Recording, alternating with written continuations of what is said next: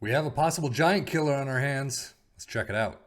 This one is called the 442 Diamond Counterattack. There's not much on the page. I got it from itself. The description basically says, I haven't been testing for long and I've only tried it with Everton after getting some decent reinforcements from, we've beaten Liverpool 5-0, Chelsea 4-0, and City 6-3. Give it a try and let me know how it works for you. Now, as you can see, it is a 442. It is a diamond shape. So we're going to take a look at the tactic at the end of the video like usual. We're going to test it out with our three teams of Liverpool, Aston Villa, and Ipswich Town in the championship. We holiday throughout the entire season and see how it goes in our three teams where our managers do all the work and I just sit back on a beach with a Mai Tai in hand. So let's check out the Premier League, shall we? Now, the key piece to that description I just read for you is that they got decent reinforcements. Unfortunately, we're not doing a lot of transfer work here. So Liverpool and Aston Villa squad are the same as you would expect for the most part. But unfortunately, Liverpool coming in third, 74 points, definitely down from where they're expected. Aston Villa in 10th. They've got Europa League, so that's fantastic, but 54 points, really on par with where we're supposed to be, except actually Liverpool's quite down.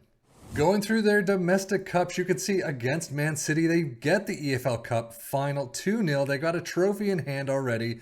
Unfortunately, they lose out to Man City in the FA Cup, a little bit more important, sadly, but 1-0. They do get to the final, though. That's pretty good. However, they do get trophy number 2, 3-all in penalties against Sporting in the Europa League final. So that's pretty big. You got some big teams there, Copenhagen, Bayer Leverkusen, and Newcastle. Well done there. So Premier League, not all that great. Third place, Europa League, though, you get the winner's medal. You got the runner-up medal in the FA Cup and the winner's medal in the Carabao Cup. Overall, still a pretty good season, even if the Premier League didn't do all that well. Still in third place, I guess. Champions League next year.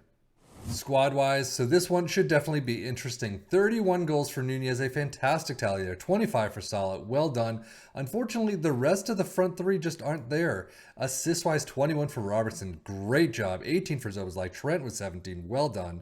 Average rating, 7.31 for Nunez, Robertson with 7.24. Overall, not bad. Aston Villa's domestic cup runs, unfortunately, not all that great. EFL Cup quarters is where you drop out. It's actually not a bad place, but it's only a couple games. But FA Cup fourth round, yeah, against Chelsea. However, you do pick up your one and only trophy of the season in the Europa Conference League final against Real Betis 4-1. A fantastic run there. Unfortunately, losing to Brighton 0-2, but still. And then you go on to beat Real Betis and get the trophy. So 10th in the league is not great for Aston Villa. Europa League, though, next season, very well done. You get that through the winner's medal of the Conference League. Unfortunately, the FA Cup and the Carabao Cup, you're dropped out pretty early. So you can see only 4 in the green, so I'm not really expecting much here. 16 goals for Diaby, Watkins with 15. Assist-wise, only 12 for Douglas Luiz.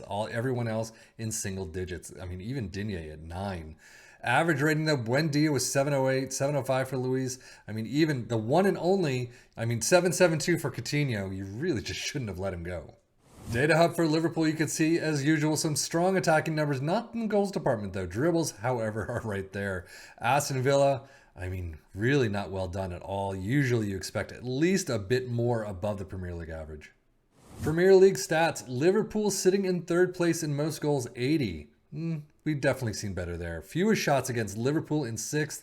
Most possession, not there. Most dribbles made, Liverpool all the way in 1st. Aston Villa not even making the list. Fewest conceded, Liverpool in 5th. Well, 6th, tied for 5th, I guess. Most shutouts, no. Most tackles won, Aston Villa in 4th. Does make the list finally. Best pass completion, though, nobody. Most shots for Liverpool in 2nd and Aston Villa in 6th. And most points per game, 3rd. As we switch to Ipswich Town in the championship, unfortunately, they don't do any better than Aston Villa do. They are in 11th and not very well done. 65 points, only 76 goals. I guess it's kind of a down year for the championship, but still, not where we've expected them, not where we've seen them in the past. As we look at their domestic cups, unfortunately, out pretty quickly in the EFL Cup first round, out in the FA Cup fourth round. Not to be too unexpected. So all in all, the championship, awful job. You're around where you're supposed to be, but almost every tactic we've seen has given them a little bit of a rise. FA Cup, Carabao Cup, not great. So taking a look at this squad, goals-wise, 28 for Hurst. Well done there. We've seen him up there, and we love him up there. Unfortunately, everyone else kind of dropping off. 11 assists for Donasian, and that's it. Only one in double digits. 7-3-0 for George Hurst. Well done. Unfortunately, West Burns and Donasian are the only other ones at 7-13. So unfortunately in the championship stats list, they're not here much. Most goals, you've got them in 8th with 76, then dribbles made in 4th, and then most shots for in 8th, and that is it. So with all of that said, let's take a look at this tactic. You could start off with a sweeper keeper in support, wing backs on automatic on the left and the right, no individual instructions whatsoever, central defenders in both slots in the backfield and defend, a DM above them and defend, box to box in support next to a central midfielder in support, and there are some player instructions here. An attacking midfielder in support, and then up front is an advanced forward in attack and a target forward in attack as well. Balanced mentality, in possession attacking with his fairly narrow overlap on the left and the right. Passing directness is standard. Tempo is slightly higher. Mixed crosses, shoot on sight and run at defense. In transition, regroup this time around. We haven't seen much of that. Counter and distribute quickly. And then out of possession, a mid-block line of engagement, standard defensive line, trigger press more often, prevent short goalkeeper distribution, and trap inside. So how did this do for our three teams? Well, unfortunately, it seems to be a fairly standard tactic that leaves them in their standard spots. I mean, Ipswich Town in 11th spot is really kind of where they're supposed to be at the start of FM anyway. Liverpool in 3rd with 74 points. Yeah, that's a little bit down from what I'm expecting, about 11 points higher is where you hope they would be. You could probably get them to Manchester United.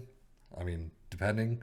And then Aston Villa in 10th, right where they're supposed to be at the start at FM24. But overall, it didn't seem to work in this save at least. Take control, you could do everything yourself, and you could probably fare a lot better. But that is it for me, Sefian FM, for the Football Manager blog channel, saying thank you as always for watching. Take care and enjoy.